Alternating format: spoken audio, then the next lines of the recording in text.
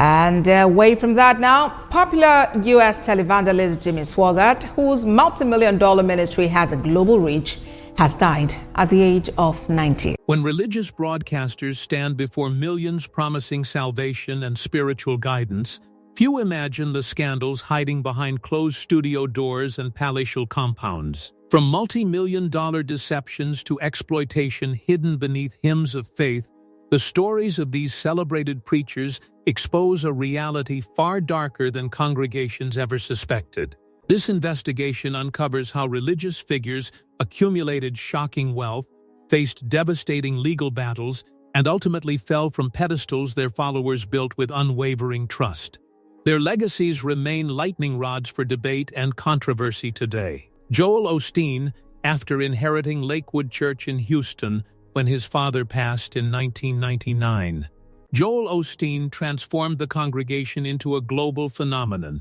His messaging centered on positivity, abundance, and the promise that faith unlocks earthly prosperity. Television broadcasts, best-selling books, and syndicated radio programs exponentially multiplied his reach across North America. The ministry swelled to occupy a sprawling 16,000-seat auditorium, a former sports complex converted into what many called the cathedral of modern evangelicalism. But beneath his polished television persona and carefully crafted sermons, questions about his personal enrichment persistently followed him. The most damaging moment arrived in 2017 when Hurricane Harvey devastated Houston. Why did his church initially refuse to open its doors to suffering residents fleeing catastrophic flooding? Social media erupted when residents questioned whether the claimed structural damage truly prevented access. After intense public outcry intensified, Osteen reluctantly converted the venue into temporary shelter and collection point for relief supplies. The backpedal permanently tainted his brand.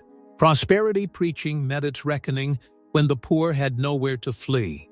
That controversy cemented doubts about whether his message genuinely reflected Christian compassion or simply enriched the messenger. Joyce Meyer established herself as perhaps the most recognizable female voice in contemporary Christian broadcasting. Her program Enjoying Everyday Life reached international audiences through television, books, conferences, and digital platforms. Her emphasis on practical spirituality and personal transformation attracted millions who saw her as more accessible than other televangelists. Yet even her relatively protective public image faced tarnishing. In 2009, a deeply troubling incident emerged involving her personal security chief.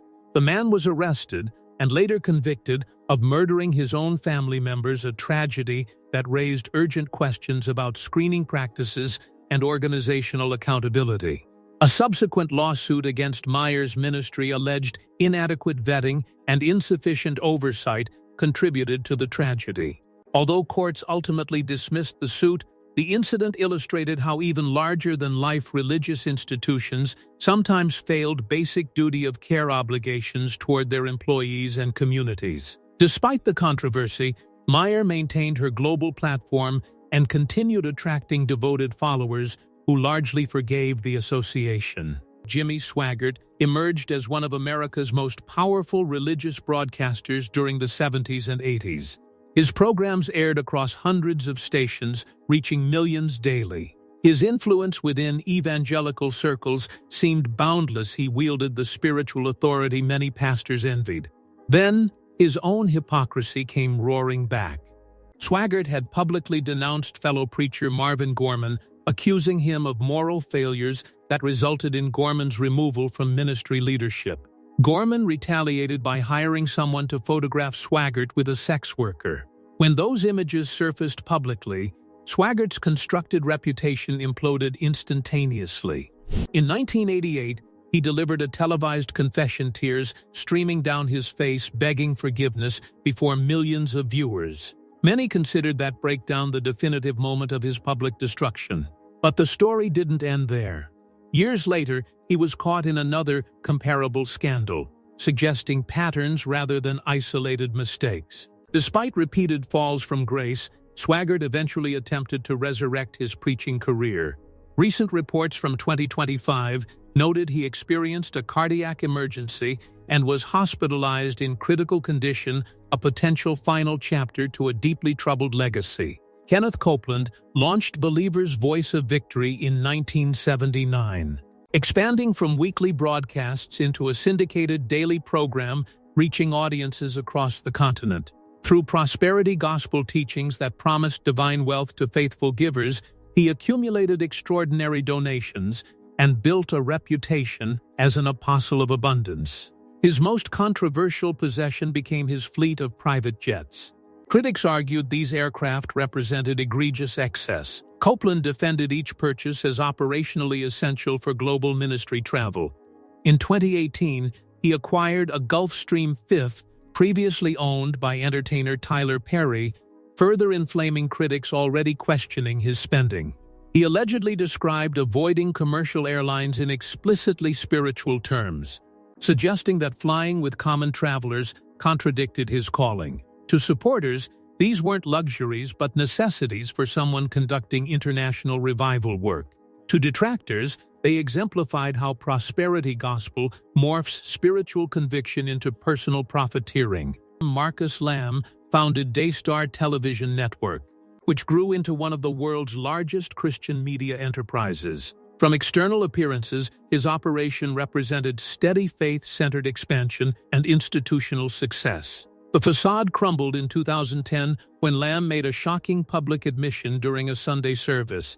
He confessed to infidelity years prior. But here's where it intensified. Former employees had allegedly attempted extortion, threatening to expose his transgressions publicly unless paid millions. The revelation sent shockwaves through his audience and raised profound questions about his actual character and whether his public teaching aligned with private conduct.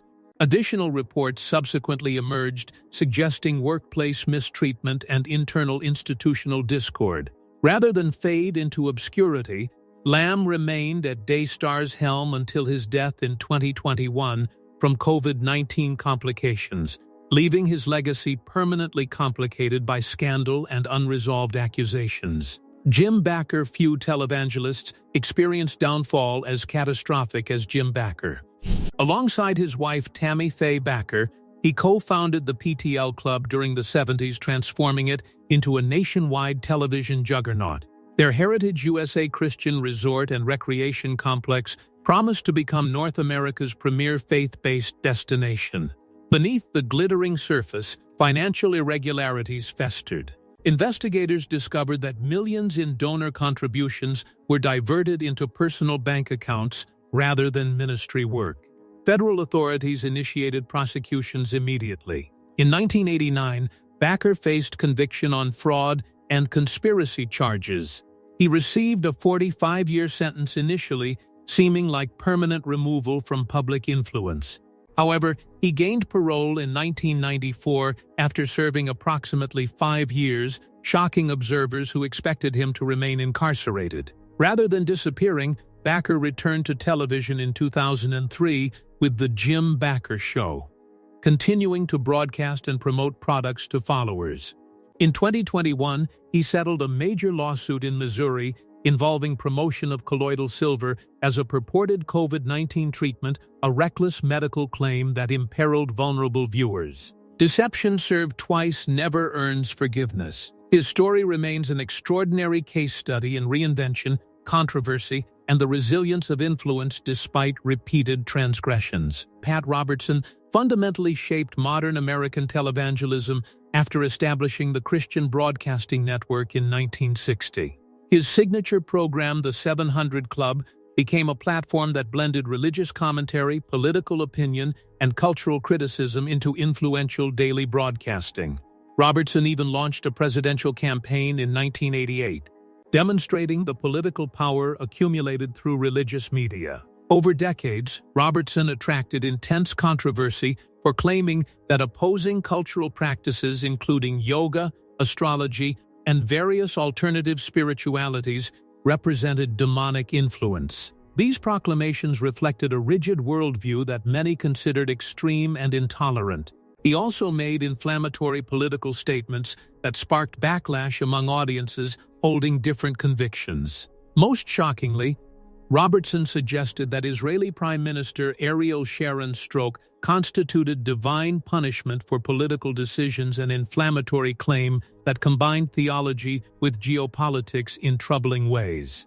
He faced additional criticism for comments during a war crimes trial involving Liberian leader Charles Taylor, where Robertson appeared to endorse mining-related business dealings that many viewed as ethically compromised. Despite mounting controversy, Robertson maintained substantial influence throughout his lifetime. His legacy remains hotly debated, with admirers praising his religious conviction and detractors condemning a pattern of inflammatory, conspiratorial claims spanning decades. Hinn built an extraordinary international following through theatrical faith-healing crusades that filled massive arenas with believers seeking miraculous intervention.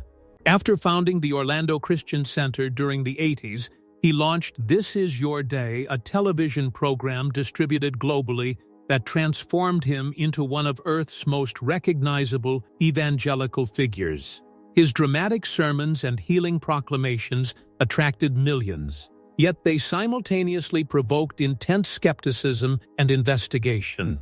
In 2005, the watchdog organization Ministry Watch released a donor alert expressing serious concerns about Hinn's lavish personal lifestyle, questionable financial transparency, and prosperity gospel teachings. Critics contended he utilized ministry revenues to finance luxury consumption, while simultaneously promising miraculous healing to desperate followers, a contradiction many found morally abhorrent. Federal investigators later scrutinized the finances of multiple megachurches, including Hinn's organization, after regulatory concerns emerged regarding potential tax-exempt status abuse.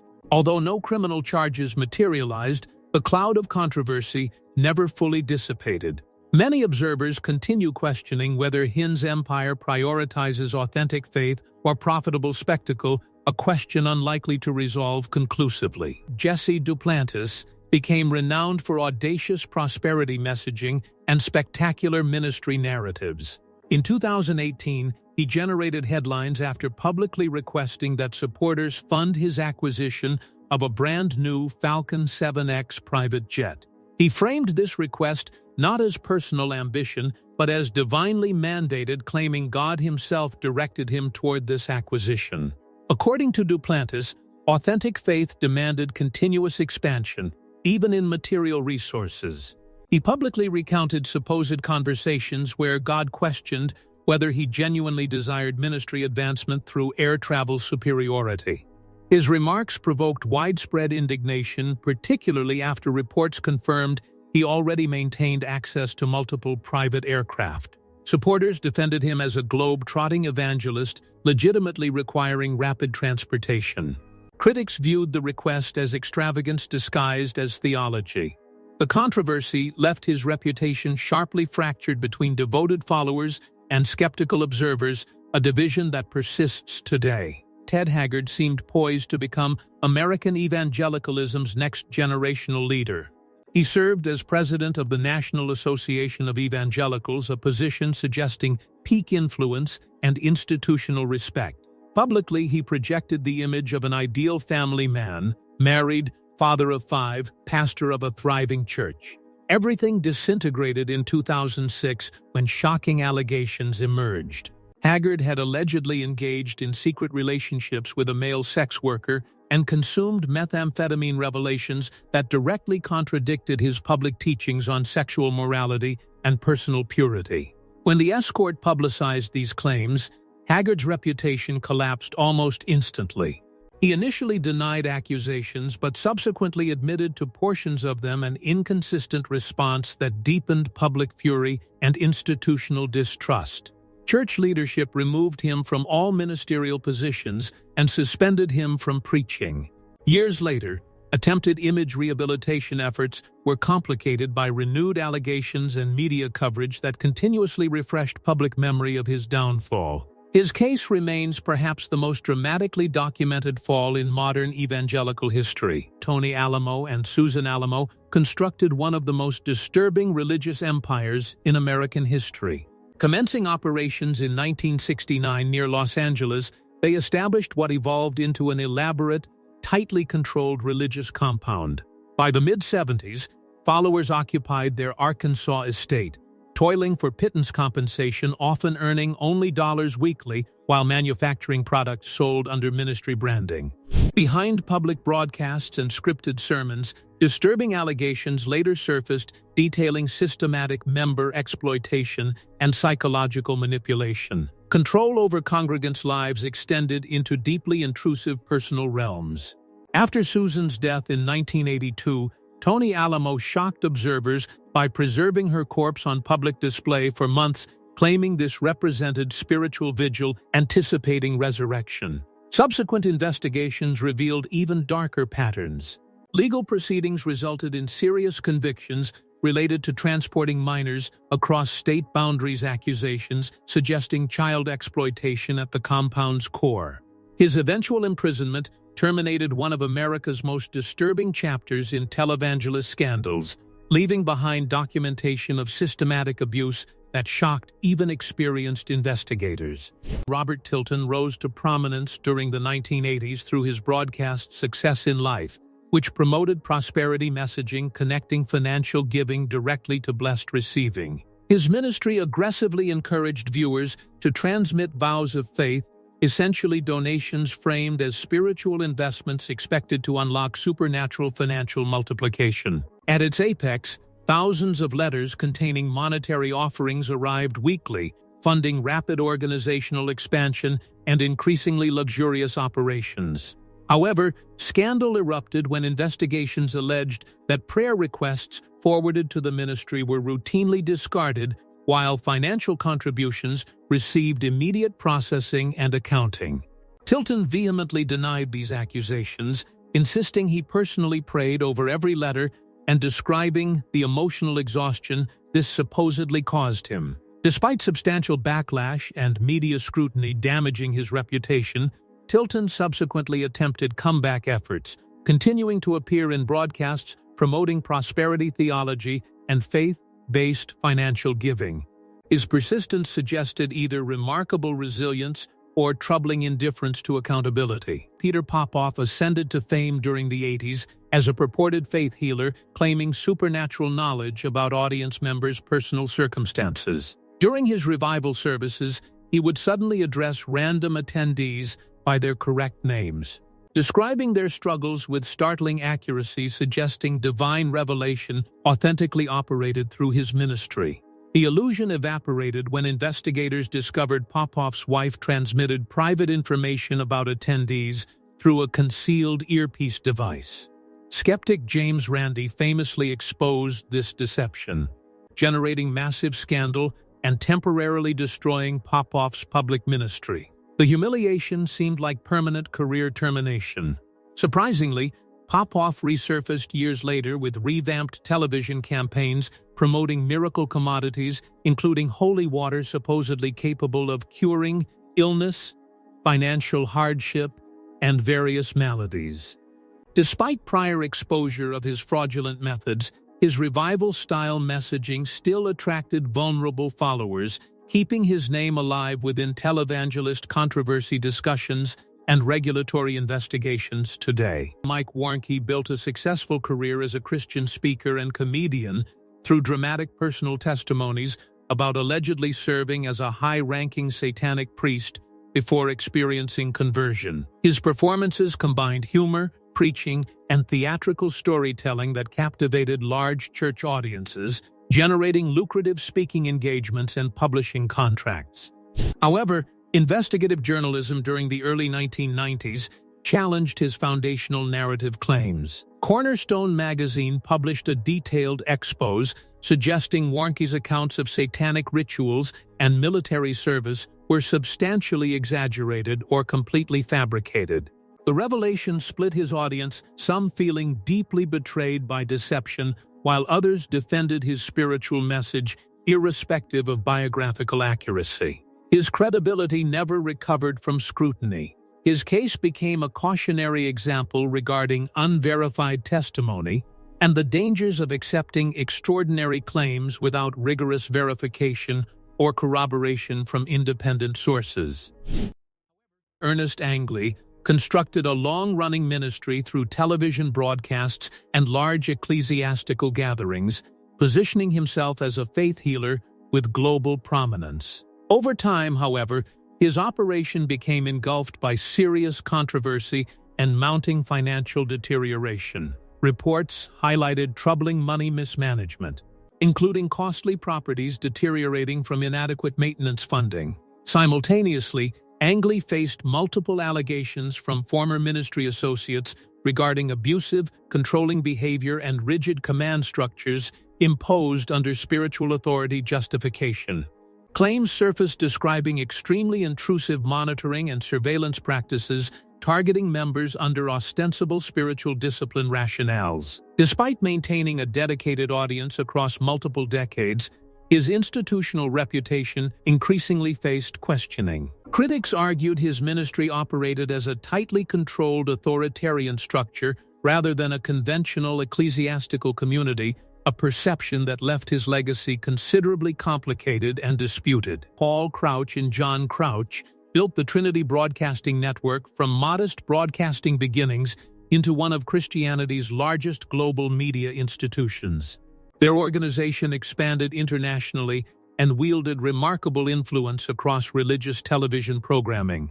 Nonetheless, serious concerns subsequently emerged regarding internal financial practices and institutional governance. Allegations from family insiders and former organizational employees suggested personal luxury expenditures were sometimes transferred onto ministry accounting or reclassified as operational overhead practices, raising transparency questions. The organization additionally confronted legal disputes involving workplace misconduct allegations and institutional liability concerns. Despite persistent criticism and controversy surrounding financial governance, TBN continued expanding its global media footprint.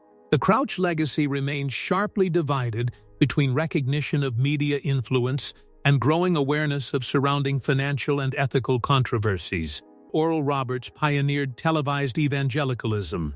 Beginning during the 1940s with expansive tent revival meetings attracting massive crowds, he became nationally prominent through emphasis on faith healing, transitioning into television during the 1950s and establishing himself as an exceptionally influential religious figure.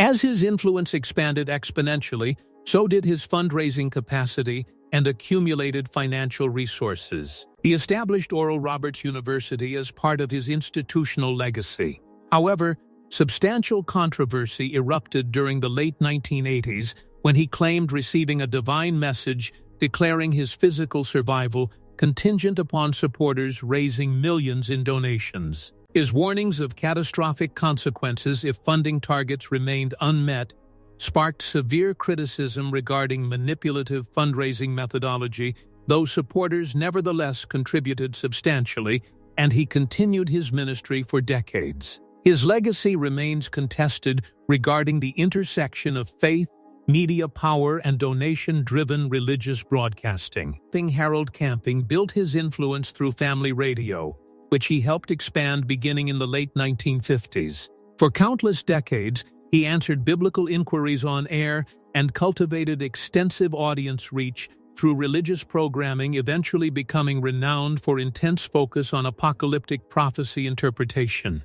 He publicly predicted specific calendar dates for the rapture and global apocalypse, most famously identifying May 21, 2011, as the definitive end times date.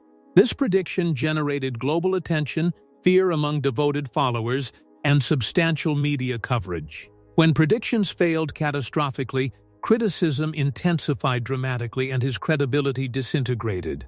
Reports indicated some supporters donated substantial resources or liquidated personal assets responding to his apocalyptic warnings.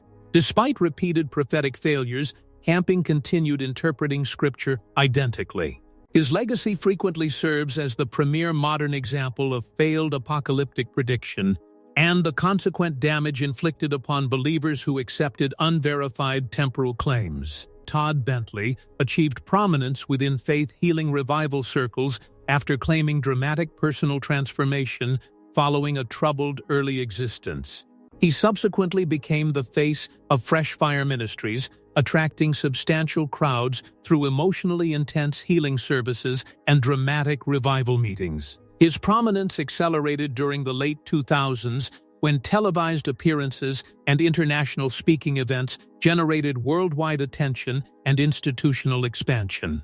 However, serious questions surfaced regarding his personal conduct, including allegations of inappropriate relationships and behavioral patterns conflicting with his public theological teachings. Internal ministry investigations ultimately resulted in his removal from official leadership roles after multiple concerns received thorough institutional review.